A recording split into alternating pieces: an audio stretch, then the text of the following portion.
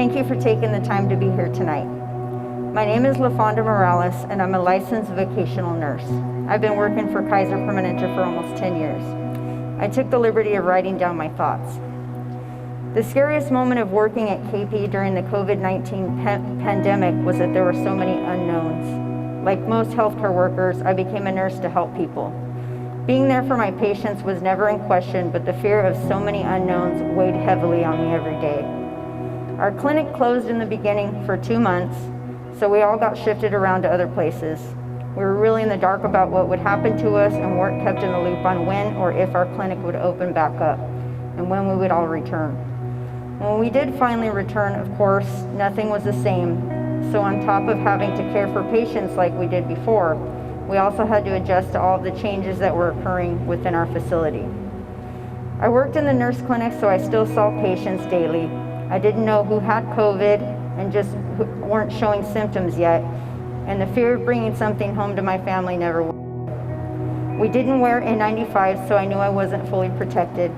With 2 kids and a diabetic husband, that fear was real. I eventually did get COVID, and so did most everyone else at our clinic. I myself was out for almost 7 weeks, sick at home. When I returned, staffing was so short we were running on what felt like a skeleton crew. Adjusting to the new norm while trying to provide support to our patients had been tough, to say the least. Although I don't work directly with COVID patients, we in the clinic deal with the aftermath. We provide support for those that still suffer from the residual effects of COVID, all of the unknowns, and don't have any of the answers for them as to why this is happening to them and when it will stop.